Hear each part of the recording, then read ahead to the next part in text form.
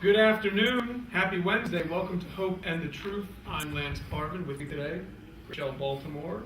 And as always, we are here to renew your hope and strengthen our faith in Jesus. Welcome to the show. How are we today?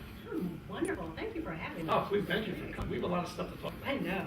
Rochelle runs an amazing organization. Our organizations have worked together before called Dream in Motion. Why don't you tell us a little about Dream in Motion? Well, Dream in Motion is actually, we train, mentor, teach and mentor kids entrepreneurship skills and community outreach, because one without the other does not work. I promise you it doesn't. But we specialize in kids ages 5 to 13. Now, that's a young age. Yes, it is. And I met, we did an event together. I forget the name. I know. It was excellent. It was a great event. Yes. And it was really my first time kind of coming into contact with you. And I met one of the children, and it was the 5-year-old. Yes. And he comes up to me, and he's sitting there, and he's explaining the whole work, lays it out, and I go, I need to hire him. Yeah. He's like a little businessman. I go, it was amazing because he spoke so clearly. Yes. He was able to vocalize and just explain the organization, and was just so confident. I'm like, who trained you this way? But it was great, I think, to work with a child at that age. Yes. And you can see it and start providing a groundwork for future development. Yes. What had you start this organization? What inspired you? Believe it or not, we talk about hope and faith. So I meditate, and we also teach the kids this as well. And in my meditation, literally got this notion to do this. It literally shook me out of my bed so hard. I didn't sit now. I thought people could hear it. So I've had businesses before. This is not my first rodeo, as they say. But I've always worked with kids. I was a professional dancer once upon a time in my life. I danced with Alvin Ailey in New York. I did Cats for 2 seasons. I also grew up training at Dallas Dance Theater in Texas. And I've always trained and worked with kids for free for those who could not afford it. Foster kids, a few orphanages I worked with in Texas, a few other organizations that came together, and I would teach them for dance because they couldn't afford it. So with that, I've also worked within the school district in Texas, and I took care of all the alternative kids, the ones who kicked out, had nowhere to go except, well, the streets. Yeah. You know, and I taught them, and it brought up a 95% success rate in Texas working with the youth. Wow. And that was something that really brought me into education. It's not a one-size-fits-all. It doesn't work that way. They really have to specialize in each of the kids. So I started to hone that skill really early on. So now when I'm working with the younger ones, it's the same way, except that they have no limits on them. They are allowed to be who they are, and that creativity, their spirit of whatever they want to do. You know, ADD or whatever they want to call it nowadays. They keep labeling things. That's really them. That's that spirit that really wants to move, and we keep wanting to suppress it. We don't. Which I think is great, is that working with a child at that age, well, they're still free before the world has gotten to them. Yes. And starts to change them. And I mean, you have this creativity that flows. And a lot of times, I'm not going to just blame a school system. Right. A lot of things it's beaten out of someone at a certain age to where it's like, you know, what happened to your creativity and your, you know, it's like, well, that's wrong. And I've seen that happening a lot more lately, to where children are kind of pushed onto a path. Right. And it goes, you know, what about, you know, this child might not want to get into this. We all have our own ways, and we're very different. We do. And those kids do, and that's why I said that education, that one size does not fit all. We have similarities. Yes. There are ways to guide a child, but they have very different gifts specializing in each and every one of them, and you have to be able to hone into all of them. Yes. You know, so it's very different. But what happens is they actually communicate together, which was the biggest part. What we did was unifying, the teamwork. You can't get it done with just one. So that's their thing. You can't do one and done. You have to do. It's like a body working It's like together. a body working. Yes, And we came up with a number 5. 5 and 7 are the 2 numbers. So you have to five friends and have at least 7 income streams. At least. So you at least have to get to 7. Well, it makes them dynamic. It has them think outside the box, where I think a lot of times people, there's so many cliches I can use, they put all their eggs in one basket. Yes. And then what happens is, if something doesn't work out, they're like, well, I just give up. And if you're multi-dimensional, you have all these different things going on, they're dynamic, and you can say, well, I can do this, and this, and this. And sometimes there's a need for one thing, and a lot of times things kind of coalesce. Yes. And they start to overlap, and they go, I can use my dance experience and my love of art and combine it. Yes. And new programs are formed. Yes. And that's exactly I was going to right. say, your background is actually great, being that dynamic, because you bring this to the children, and people, and they're watching, they go, well, what have you done? Exactly. And you go, I've done this. Exactly. And it's kind of saying, oh, I can do all this. Because too often we're told, focus on one thing, Right. and that's it. Right. And I've never listened to that. Yeah, I'm a little hyper myself. And so I had many different interests. Right. And it says, who says that you have to compartmentalize a person or a child? There's a child. And they're still learning and trying to find out, what they like in the world and what works. And so rather than do that, you should be saying, no. Go out there and explore it and take things from each thing. Exactly. And kind of apply it to your life. And that's exactly how we teach them. My father, he passed away when I was very young, but he would always tell us, Daddy, what is that? Or how do we do this? Let's go do it. It was always, let's go do it. Let's go figure it out. And it was never no. Yeah. It was figure it out. What is this? How is that? Do this. So I've always, if I wanted to know something, I just went and did it. It wasn't a question of, I don't know if I should, or they didn't want me to, or any of that. It was, okay, I'm going to go figure out how to do this. And you learn from experience. That's where it comes from. It's one thing to be told something, and the stuff that we do, I'm told one thing, and I go, I know what, that's absolutely not true at all. And then you find something else, and you go back and go, no matter what you say, you're not going to shake me because I go, I've gone through it. And a lot of times stuff is based on theory. Right. Yes, exactly. All talk. That's a whole other show. But it with the kids, it's a way to explain it, but their eyes are open like, I can do this, and you can imagine the things that come out of them. And then they do it. And the thing with our kids, they actually do get their LLCs. So they actually do have a business. And they are actually working in that business. So it's not a theory. It's not something, as one of our kids says, they say, so what do you want to be when you grow up? And they're looking at him strange like, what do you mean? I'm already doing it. Yeah. I'm not trying to be a fashion designer. I am one.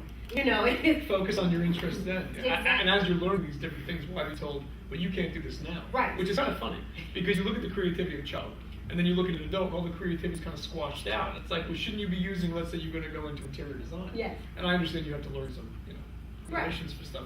But then they start applying creativity, and now more and more people are starting to see that children are actually inspiring adults to do things. And it starts growing from that, and you're like, where did this come from? It's because the creativity with no limits. Exactly. There's nothing put on them. The fact that you're kind of free from it. A 5-year-old with an LLC. So people say, this is too hard. I don't think I can do this. But it's like they're doing it. They're doing it, and it's not hard. And I always tell the parents, or I tell the grown-up thing, I always wanted to do that, or I always wanted to do it. And I was like, well, what stopped you? Because they were told they weren't thinking they could do it. And it's always funny. We always listen to the negative. So we believe the negative before we believe anything positive first. And with us, there isn't a negative. And when things come up, the obstacles, we always say, that's your training ground. So you never look at it as an obstacle, I can't do it, or it's too big, it's just like, okay, here's our training ground. What do we do here? Grab your 5 friends if you can't, so they know the different things to do in order to tackle that obstacle. And sometimes it's an obstacle, do we really need it? Does it apply to us? Does it do? So they have to go through what we call the checklist. They have lots of checklists. Do we need this? Does it apply to us? Does it, so if it does, then they get together and they work on it. If it doesn't, that's not an obstacle, that's theirs. I like how you walk them through things. So it's not a matter of avoidance. Some things are going to get in the way. Learn how to walk through them. Yes, to deal with it. Not to sit there and run away from it, because that's why the biggest battle a lot of times that we face is in our mind. It's us against ourselves. We think it's against everyone else, and a lot of times we're very self-defeating. We're saying, well, we can't. Well, why do you think this way? Right. And then you look back and you go, oh, you know what? I've had all this influence that's gone on since a young age. Now, do you find, and I'm sure I'll answer the question, but has a faith factor into this. That's the program, which is great that to have that aha moment, the inspiration comes to you. You just know. Like, what inspired? Like, listen, I just knew I had to do this. Right. And then it's funny because you see it being helped along the way. When you're on the right path, you're just. It just opens the doors. And that's what, it was so funny, someone said, I think someone's trying to do what you do. I said, that's okay. We need more of them. So, and plus I said, God doesn't have it that way to where it's just you. You need all the others, this competition versus collaboration. I said, it's always collaborative. I said, your competition is only you being the best you that you can be every day you are able to wake up. That is your only competition, because you don't have my story. You don't have me. You don't have my spirit. We all have God's spirit, but you don't have what He has for me. So I don't expect you to be me, and I'm not expected to be you. But what we're expected to is to come together as all all that he wants is for us to come together and to be able to do what is planned for us. That's really it. It's very that simple. There's nothing else to come out of it. That is it. And even when two people have the same idea, our perceptions are different. Yes. So you'll have a program and I'll have a program, and although they might complement, and I say complement. Yes, People always say exactly. there's a conflict of interest, and I go, well, you view the world differently than I do. So we can add little things, and again, our experiences are different. So again, people are kind of, it's an ego thing. It's like, yes. oh no one else can do this program except me. It's like, well, other people are doing it. Yes. But they're not going to bring your flavor to it. Right. The way that you see the world and your ideas. So I've always found, again, working with even charities in the same field, that's a good thing. Thank you. It's like, that's fantastic. Yeah. You know, let's come together and see how we can branch out, how we work, because your company may be doing this and mine may be doing this, but if we come together, it'll do this. You know, always thinking of expanding and helping more, creating more communities, helping the others, pulling the others in. We have to have that sense of working together as opposed to staying apart, and then you wonder why certain things aren't working. Yeah. And I would hope people would really understand that. You're stagnated because you aren't allowing the help. You aren't allowing your other spirits to come in and to help you get where you're going to go, because you're not going to get there by yourself. You can only get so far. Yeah. And that's the key thing, is that people get this point, it's like, well, this is going to cut off my ability to be successful. And it's like, it's the exact opposite. Exactly. We have to change our way of thinking. Well, the world told me that. Yes, exactly. And look how the world's doing. Right. With this, what ends up happening is, when two people can work together, Right. and they bring different ideas, you'll make a greater change. Yes. And that's why, one of the things that we actually started doing is meeting every now and then, Yes.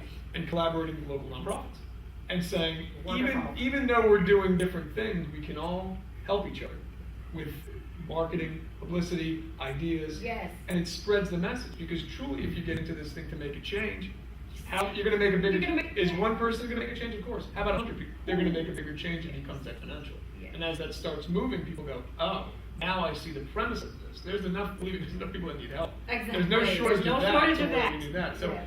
have you seen, with your dynamic background, some of the programs that you offer the kids? What are some of the things that I know it covers entrepreneurship, Right. but since they're so different, how do you address the fact that you're dealing with, different little personalities? And although you expose them to different things, when something connects, how do you then pursue that? Like one of the children, let's say, loves dance, Right. and the child likes computers. How do you kind of fine tune and streamline that a little bit? Well, we try to tell them to look for some of the other things that you do not do, because within that is growth. Because we tend to stay with things that we are comfortable, Yeah. things that we know. I said, no, we want to branch out. So in order to do that, let's take, for instance, the artist, the editor-in-chief of the magazines. Not only does she have coders, developers, she also has another designer, because the designer helps with designing the magazine. Mm-hmm. The coder helps with when they're going to code the book into a game. They're branching out, coming with other things, not just encompassed in her own artistic world. So it opened her up to a whole lot of other things, and now they're animating, and now they have this, but they're all come together. But if you stayed in 5 artists doing the same thing, it tends to just be one Yes, little stays art in that. that stays in that Yeah. area. But if you have them mixed and matched, it opens up. And then even those other ones, the dancer made it, all of it's art. So the dance is looking at the different comics and how it's stated, and she makes a story out of the dance. And it's so many, like I said, just watching them is amazing. Well, let's talk about some of the, because I've met. Yes. Let's talk about some of the successes that the children are. They're doing amazing things, and this is the great thing. When people say, well, that's a great idea. What are they doing? Well, number one, they had LLCs. But now let's talk about, one's a fashion designer. Yes. She's 12 now. She started when she was 10. She's already done Las Vegas, the Vegas Cut and Sew Fashion Week.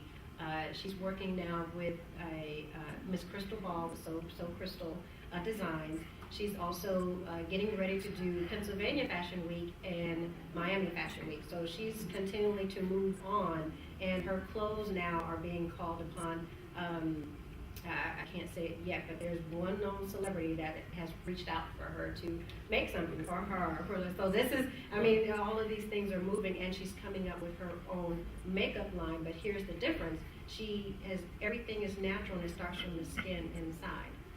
Wow. So she's working on, because we figure girls want to start early, they want to get into these things, but they never think about just their face themselves, how beautiful their face is. So she really turns into the beauty of your own face. Rather than covering it up, kind of bringing it out. Instead of bringing it out, right, exactly, and different things to highlight what you. So it's just her perception of how she sees the world, saying you have to do this or look like that or this, and Photoshop and all this stuff. She's going, no, appreciate and love who you are. And it's smarter than us. That's why I said they're way smarter than Yeah. us. But that's what I mean. A 12-year-old to grasp that, based upon them knowing themselves, watching what they see and internalizing it to how it affects other people and turning it into a positive and then making it happen. So their thought processes are so different. And I've seen things where you want to be humble. Have a child ask you a question. Yeah. And you'll just see how much you don't know. They'll ask you something and they'll be like, well, I think it. And you'll try to rationalize it. The child's like, that doesn't make any sense. That doesn't make any sense. I mean, they'll cut right to the core and you Yes. go, this child's fucking, they're on a whole other level. They're functioning on a whole other level. And Alex, by the way, the one you're talking about, Yes. I call him my little businessman because he is. And he will have a question, and please answer them correctly because they will give you crazy looks. It's like, what? Like, okay, you don't know what you're speaking about, or and one time we were talking, I can't remember the question that he asked, but the young man had said, oh my goodness, you're adorable. Would you like some candy? And Lex had his look on his face, and he goes, no, I'm here to ask you a serious question. And I went, okay. Yeah. And he goes, no, my question is, and the young man was like, oh my goodness, and he said, how old is he? And he's very articulate. I said, he knows what he wants. And then when he got done, he said, if you don't mind, I would like your business card. Do you have one available? And a business card? And see, that's beautiful when a child understands being condescended. Yeah. And you're like, no, I can't do what I get over on adults with a child. The child's picking, because they do. They will pick up little, you try to lie to a child, they'll be like, you know what? That's not sitting right in my spirit. Exactly. And they'll put you right, you'll get right back to reality. Oh, very, very quickly. Very quickly. They will put you in your place, but nicely. Yes. What are some of the upcoming, let's talk about some of your upcoming events. What do you Yes. have coming up? We have for Dream in Motion, I'm speaking in Orange County at a conference this Saturday. And then the kids themselves, all of us are going to Australia on the 29th, and we'll be there for 2 weeks. Okay. And the kids are speaking, by the way, and they're holding a workshop for the kids in school there. Wow. And then after that, we are talking to have a whole Dream in Motion Australian arm. So we're going to have Dream in Motion all Start in to Australia. branch out. Yes, we're branching out. And we've talked about this on the past and on the show, which is, by giving people experience by travel. Yes. Because you start to see what's going on in other countries. Because we're told one thing, it's good to experience and be like, that's not what's happening. Exactly. You have to go out there and experience the world, and you have a better idea of what to draw from and say, well, I've been here and here and here. Right. And Not this to is judge, what but we've I have a seen. greater thing of what's going on. Right. So that's great. Any other trips besides Australia? We That's do. great. What else? We have South Africa, so Johannesburg, and Cape Town. We also have Cayman Islands. We're working that out now, what days we're going, and we're in talks with New Zealand. Those are the I'm going to join this organization for select travel. I'm telling you the truth. I act like a child sometimes. I think I may be able to do that. Perfect. Come on in. No, that's great. So it's really great. And I was telling you earlier, we are also going to start a mixer. The mixers are actually for the donors. So instead of it being a mixer network and all of these things, we're actually saying thank you to the donors. And the kids will have their booths and have the things there, their businesses, and some entertainment from the kids as well. And it's really to say thank you, and the donors get to see what their monies are going to. Because that's another issue, is that we never know where the money's going or how it's working. Well, here's where your money is going.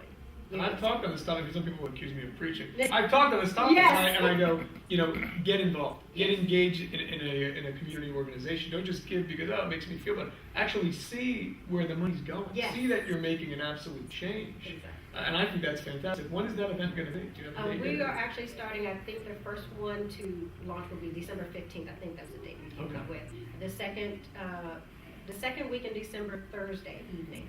So that date is when we're going to do that. So everybody get ready, because we might be calling you, You're going to be getting some calls. What is the best way that people, number one, can get a hold of you? They can find your organization online. Is that the best Definitely online, dreaminmotion.us, not .com, .us. Also, you can reach me at rochelle.b, as in Baltimore, because that's my last name, at dreaminmotion.us. Those are two of the best ways. Or you can call 702-644-5200. And we'll link all this stuff up so Yes. you guys can see it. How can they get a hold of the kids? You might, they're going to get Oh my goodness, the engagements kids, and yes. stuff like that. Yes. And they're fun to work with because we've done a few things since meeting. We did a workshop, a movement workshop. Yes. And it was great because you really start to see they help your creativity come out. Yes. We're doing based on primal animal movement workshop. They're waiting And- for the next one, by and the waiting- way. They're waiting. And the kids would learn movement, and I gave them an assignment. Yes. Like, you know, put together this, and that's my way of thinking is a little different from most people. It's like rather than saying there's one kind of way of doing things, interpret the motion and make it your own. Yes. And every child came back and they were doing something different. And it was beautiful. I mean, it's great because then it's like, oh, I can get more ideas from this. So it's great because we learn just as much from them as they learn They're from us, and that's a good thing. And there's one other thing I want to add is, with the children going through this, we, the parents, are coming back to us saying, oh, I can actually communicate better with my child. I have a better understanding. And also they have, I always had a business idea, and now I get to learn it and work with my child. So it's so many things that open up, even in bringing a family unit together, or even having a family unit open up to each other, because we always feel like, you know, the child, you know, let the child play, let the kid be a kid, and we always wonder, what does that mean? What does that mean? No, the child is there to learn and be a part of the family. When the child was born, we didn't say, you know, we're going to teach you how to cry. No, it knew by instinct how to cry. We didn't say hold up your head. It essentially wanted to hold up the head and look. We didn't say we're going to teach you how to walk. It eventually wants to stand up and walk. So this is the same way. You want to allow the child to be a part of the family because they came in a part of the family. So let them be a contribution to you, as opposed to feeling for some, I don't really like to say the word, but a burden to. They're not a burden to you not doing something. They should be a part of you being able to do something. It's a family unit. It's a family unit. Not a mechanism. It's a right, family unit. family And unit. so They are part of you it. work, you know, conducively as one. Yes. And that's the key thing. And I think a lot of it's just, you know, unlearning. Yes, a lot of the this stuff stuff that we've is- been it is taught. unlearning. And just because, you know, like I said, like a child questions everything, we need to question stuff and say, you know what, maybe this is not the right way to do things. Maybe I can take a different. And you know, who cares? The world doesn't agree with that. Well, the world doesn't agree with We're doing a lot of stuff, right? But if it's growing and it's working, and like I said, you're bonding with your child and you're learning from each other, you're working conducively together. That's all we can ask for. That's all, and it's just the joy in being able to do that is, you know, especially for those who have kids and really wanted to be around them more or have something to do with Yes. them. This is it. And you hear about that. A lot of people are like, I cannot communicate with my child. Yes. And they see as they get older, they become more and more distant. And the key thing is if you can work with them at that age, because there's a shaping thing. Yes, it it starts is a to shape, happen yes. before they really start getting, let's say, severe critical thinking, where they're like, okay, now I've made these principles. But through a certain age bracket, it's like clay, sponges. Yes. And so you have to work with them at that age and not say, oh, just go watch TV. Right. Because right. that's what they're We don't going want to pacify you. absorb. Yes, we That's don't what they're want going to pacify. absorb. That's And then it becomes, exactly what they're going to get.